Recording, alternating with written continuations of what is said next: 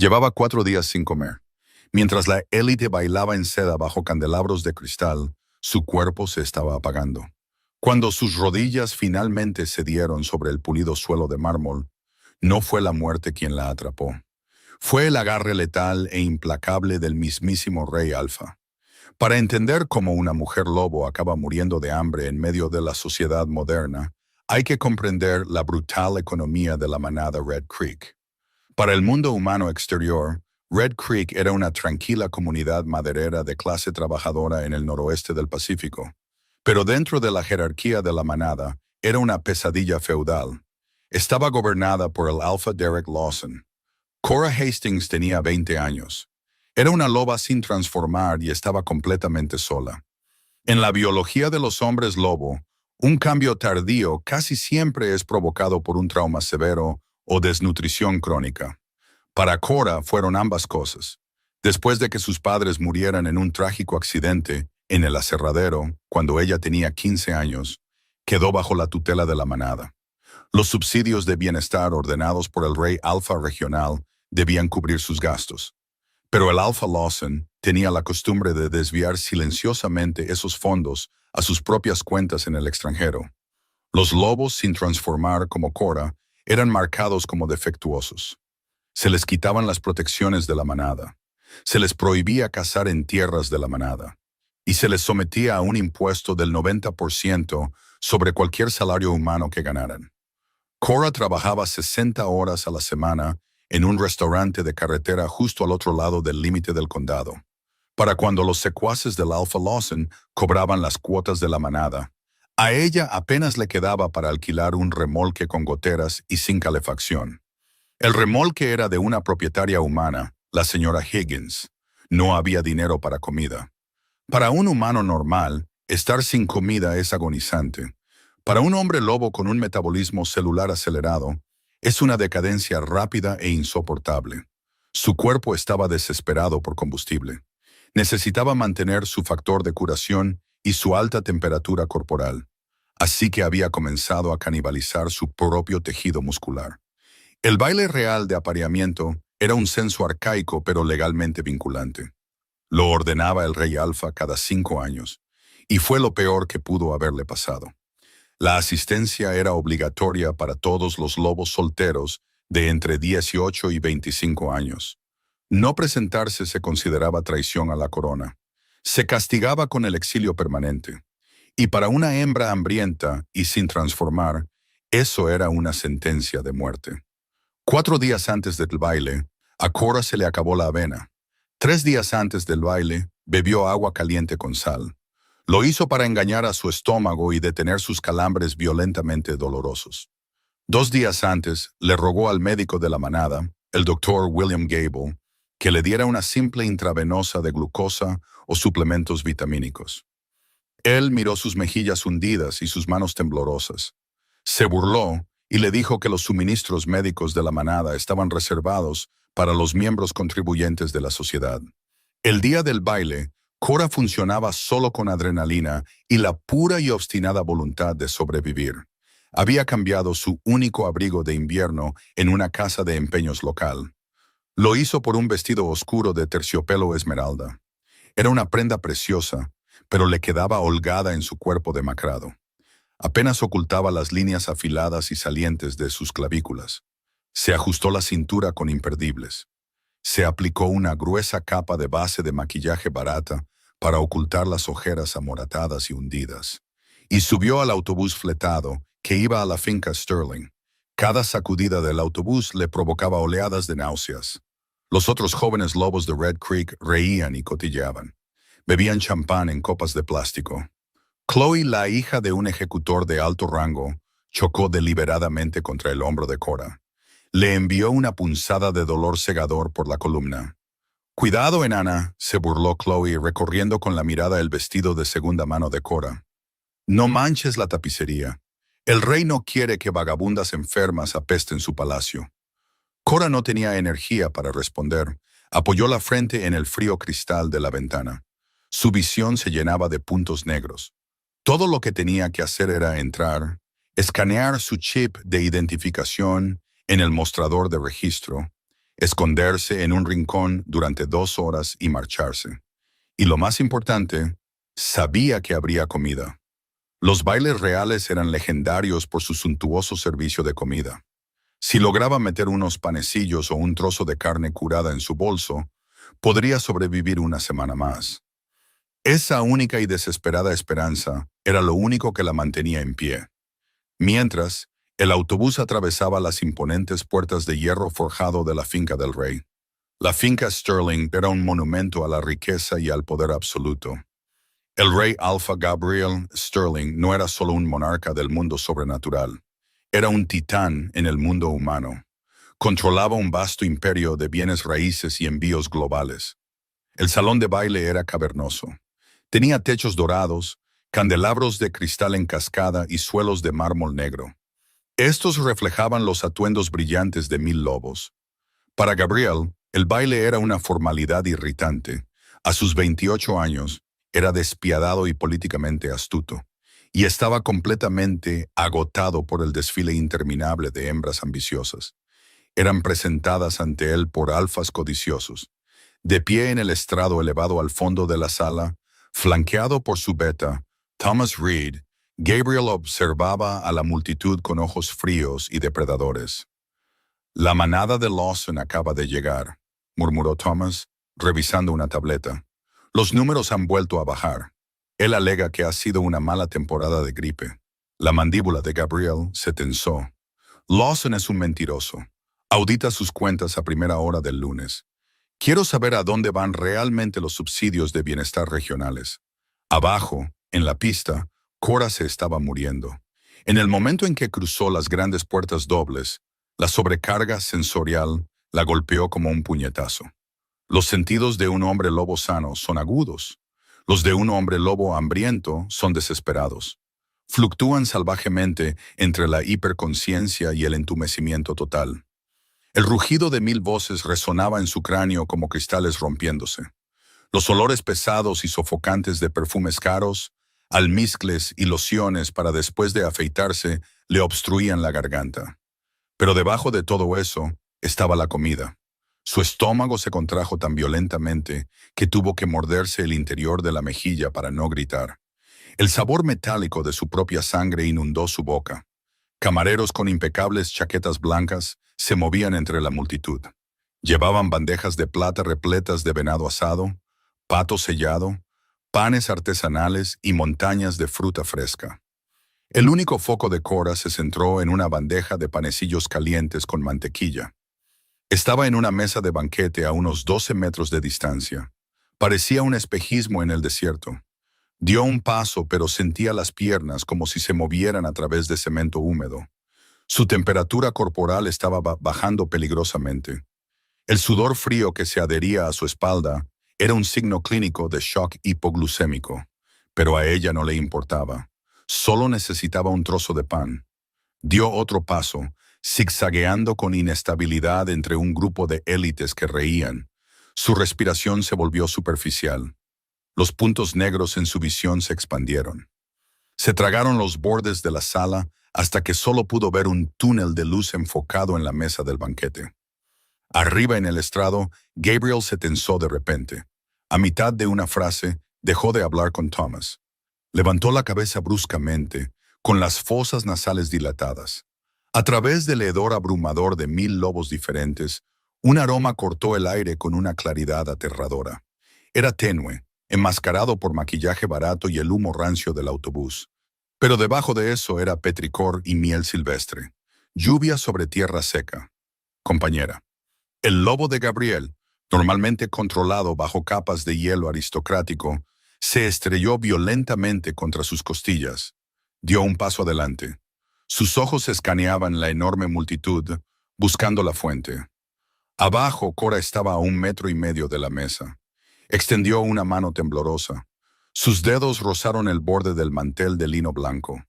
Pero su cuerpo finalmente había llegado a su límite absoluto. La inanición celular alcanzó su punto máximo, cortando por completo el suministro de glucosa a su cerebro. El rugido en sus oídos se silenció por completo. Su visión se volvió negra. Cora ni siquiera sintió que caía. Simplemente se dejó ir. Gabriel vio el destello de terciopelo esmeralda desaparecer entre la multitud. No pensó, no dio ninguna orden. El rey Alfa saltó por encima del borde del estrado de mármol de 1,5 metros. Aterrizó sin hacer ruido en el suelo. La pura velocidad y dominación que emanaban de él en olas sofocantes hicieron que la multitud a su alrededor se apartara violentamente. Los lobos se lanzaban hacia atrás para exponer sus cuellos en sumisión instintiva. Cora estaba a centímetros de golpear el implacable mármol negro. Fue cuando un brazo enorme la rodeó por la cintura, levantándola. En el momento en que la piel de Gabriel hizo contacto con la de ella, una violenta onda de choque eléctrica detonó en el salón de baile. Fue una explosión tangible de pura energía cinética. Hizo estallar 3 de los candelabros de cristal más cercanos y envió una lluvia de fragmentos de vidrio al suelo. Varios lobos gritaron y cayeron de rodillas. El aura dominante del rey se había disparado a niveles letales. Gabriel la atrajo contra su pecho. El alivio de encontrar a su compañera lo invadió por exactamente 1 microsegundo. Luego fue reemplazado violentamente por un horror absoluto. No pesaba nada. A través del fino terciopelo de su vestido, su gran mano envolvía por completo su cintura. Podía sentir cada una de las crestas de sus costillas, la afilada protuberancia de su columna, el hueco vacío de su estómago. Su piel estaba helada, cubierta de un sudor pegajoso y enfermizo. Su ritmo cardíaco era errático, como un pájaro débil y aleteante luchando en una jaula de huesos frágiles. Gabriel miró el rostro pálido y amoratado de su compañera. El pesado maquillaje no lograba ocultar la estructura esquelética y hundida de sus mejillas. Se estaba muriendo activamente en sus brazos. Un sonido bajo y gutural comenzó a vibrar en el pecho de Gabriel.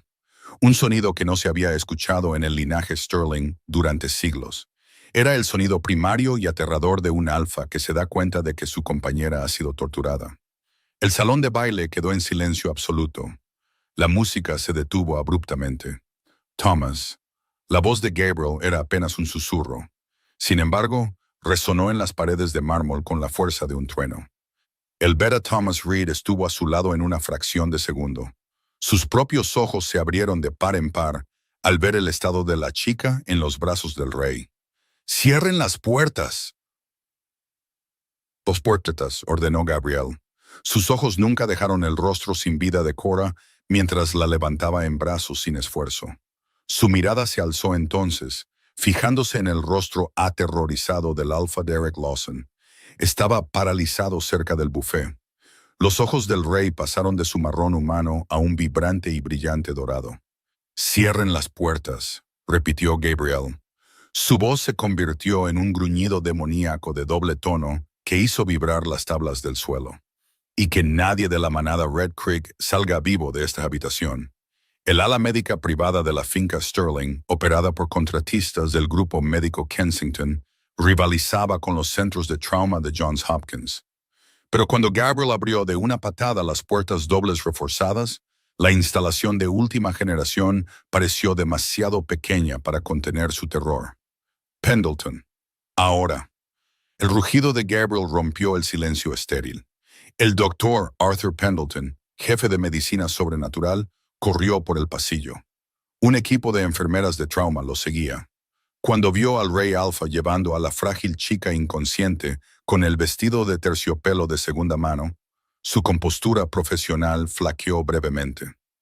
El rey estaba impregnado de un aura sofocante de dominio y pánico. Sus ojos dorados brillaban con una intensidad salvaje que hizo que las enfermeras bajaran la cabeza instintivamente. «Póngala en la cama 1, señor», ordenó el doctor Pendleton, poniéndose guantes de nitrilo. Usó deliberadamente su tono más clínico e inflexible para cortar la histeria alfa de Gabriel. «Y retroceda. La está asfixiando con sus feromonas. Si quiere que viva, dele espacio a mi equipo». A Gabriel le costó hasta la última gota de su fuerza de voluntad soltar a Cora. En el momento en que su cuerpo ligero como una pluma se posó sobre las sábanas blancas, las enfermeras la rodearon con una eficiencia practicada e implacable. Unas tijeras cortaron el arruinado terciopelo esmeralda. expusieron la devastadora realidad de su estado a las duras luces fluorescentes. Gabrielle contuvo la respiración, retrocediendo hacia la pared del fondo. Sin el vestido que la ocultaba, Cora parecía una fotografía forense. Su caja torácica era una jaula afilada y saliente contra una piel translúcida. Los valles amoratados de sus clavículas, los huecos hundidos de su abdomen, los prominentes huesos de la cadera. Era un testimonio brutal de una privación prolongada y agonizante. El ritmo cardíaco es estable a 32 latidos por minuto, gritó una enfermera, conectando los electrodos del electrocardiograma al frágil pecho de Cora. La temperatura central es de 94 grados. Está en bradicardia profunda. Inician una vía central, ladró Pendleton, apuntando con una linterna a las pupilas dilatadas e insensibles de Cora. Administren 100 miligramos de tiamina intravenosa inmediatamente. No le den glucosa estándar todavía. Si disparamos su insulina, el cambio celular provocará hiperfosfatemia y sufrirá un paro cardíaco.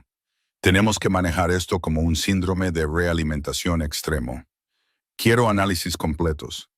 Un panel metabólico completo, magnesio, fósforo y un examen toxicológico. Gabriel observaba, paralizado, mientras las agujas intravenosas perforaban los brazos amoratados de su compañera. En la comunidad sobrenatural se suponía que la curación era instantánea. Un lobo podía romperse un fémur y estar caminando al atardecer, pero el hambre era la única vulnerabilidad que eludía su regeneración celular acelerada. Sin combustible, el cuerpo del lobo se volvía contra sí mismo. 20 minutos después, la energía caótica en la sala de trauma se estabilizó.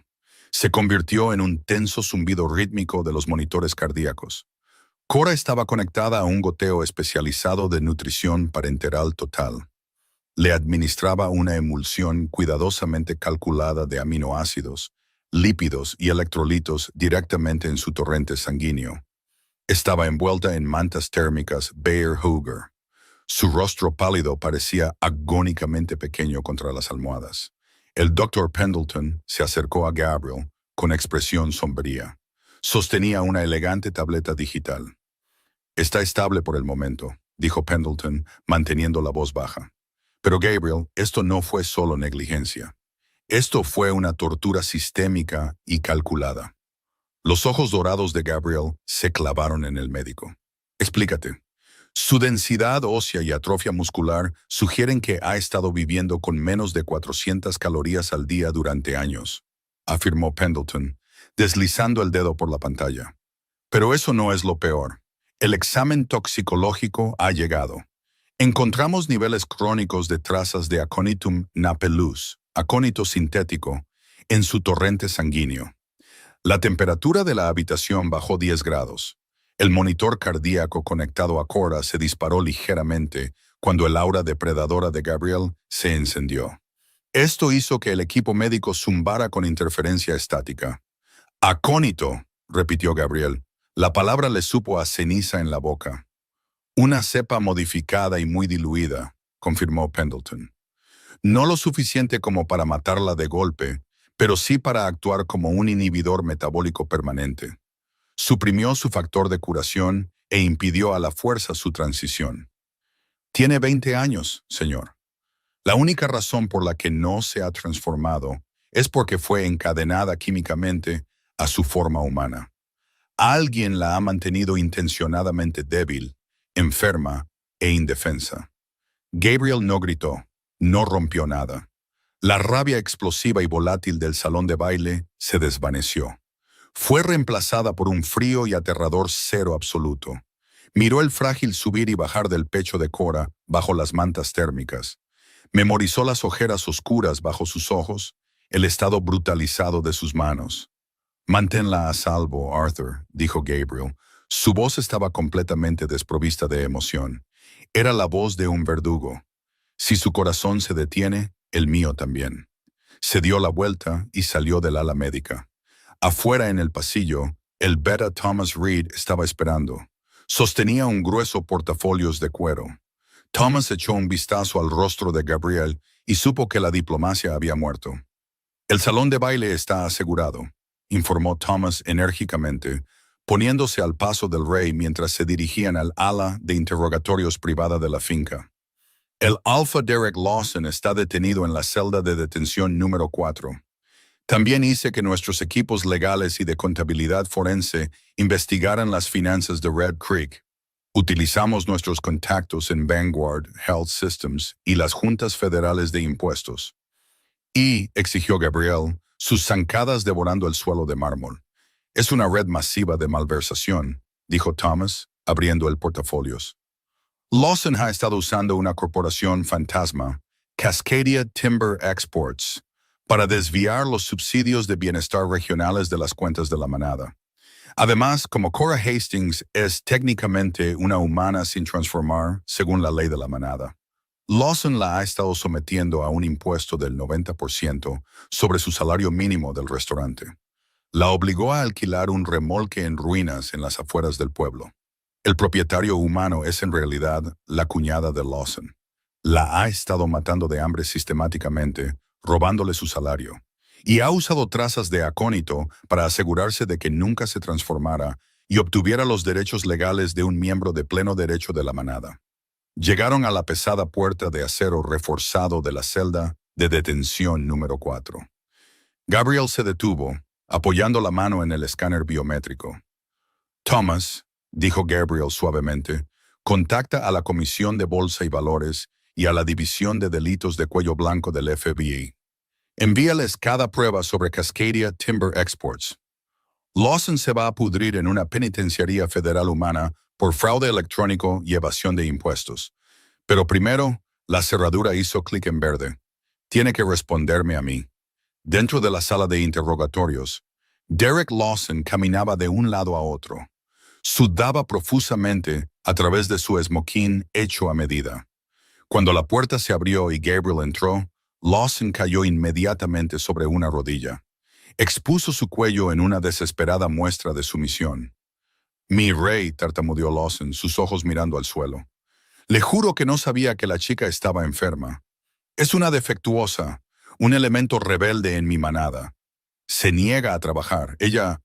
Gabriel no le dejó terminar. Se movió con una velocidad que desafiaba la física. Un borrón de movimiento que terminó con su mano cerrada alrededor de la garganta de Lawson. Levantó al alfa de 113 kilos del suelo. Lo estampó contra la pared de hormigón. Lawson se ahogó. Su mano arañaba inútilmente el agarre de hierro de Gabriel. «Cora Hastings es mi compañera», susurró Gabriel. Las palabras cortaron el aire como un bisturí. Los ojos de Lawson se desorbitaron de terror absoluto y puro. El color desapareció por completo de su rostro. La realidad de su situación se desplomó sobre él. No solo había torturado a un miembro cualquiera de la manada, había torturado a la luna del reino. El acónito sintético, los salarios robados, el impuesto del 90%, enumeró Gabriel. Aplicaba la presión justa en la tráquea de Lawson para que jadeara por aire, pero no la suficiente para aplastarla. «Mataste de hambre a mi compañera para llenarte los bolsillos. Suprimiste químicamente a su loba para negarle sus derechos básicos de manada». «Piedad», balbuceó Lawson, mientras lágrimas de dolor brotaban de sus ojos. «La piedad es un concepto humano, Derek», dijo Gabriel, sus ojos dorados quemando los aterrorizados ojos humanos de Lawson. «Y como tú mismo señalaste con tanto entusiasmo, los lobos son bestias. Para cuando las autoridades humanas terminen de despojarte de tu riqueza, tu libertad y tu dignidad, rogarás por la muerte que legalmente se me permite darte ahora mismo.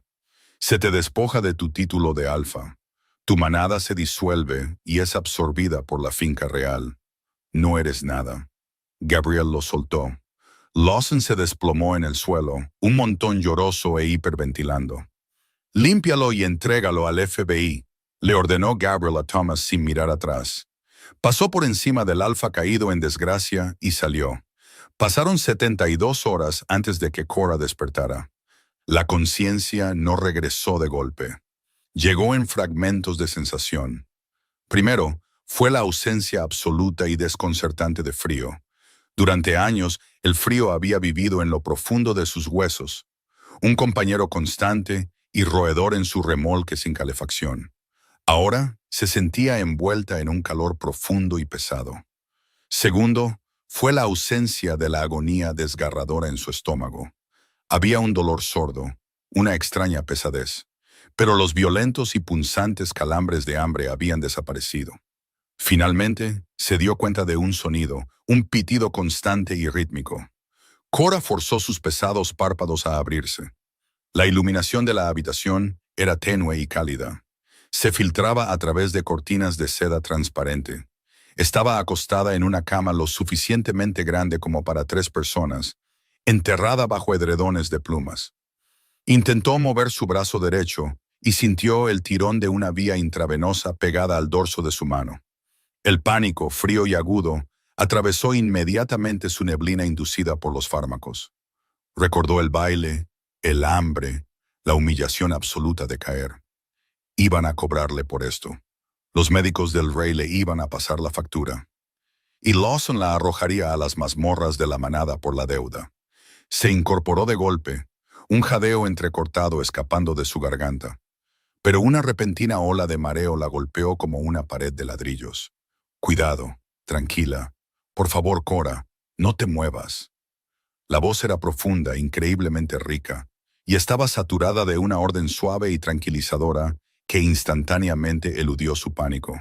Cora parpadeó a través de la habitación que giraba. Vio a un hombre sentado en un sillón junto a su cama. Vestía sencillamente con una camiseta Henley oscura y pantalones, pero no había nada sencillo en él. Irradiaba un poder silencioso y abrumador. Su cabello oscuro estaba ligeramente despeinado, y había profundas líneas de agotamiento alrededor de sus llamativos e intensos ojos. ¿Dónde? La voz de Cora era un graznido áspero y seco. Le dolía hablar. ¿Dónde estoy? La factura. No puedo pagar esto. Gabriel sintió un dolor físico en el pecho al oír sus palabras. Su primer pensamiento al despertar, después de casi morir de hambre, era el terror a la deuda médica. Se inclinó hacia adelante lentamente, asegurándose de que todos sus movimientos fueran evidentes y no amenazantes. Cogió una pequeña taza con trocitos de hielo de la mesita de noche y se la ofreció. «Estás en el ala real de la finca Sterling», dijo Gabriel. Su tono era perfectamente uniforme, equilibrando su profunda empatía con una realidad clara y objetiva. «No le debes nada a nadie. Come un trocito de hielo. Tienes la garganta seca».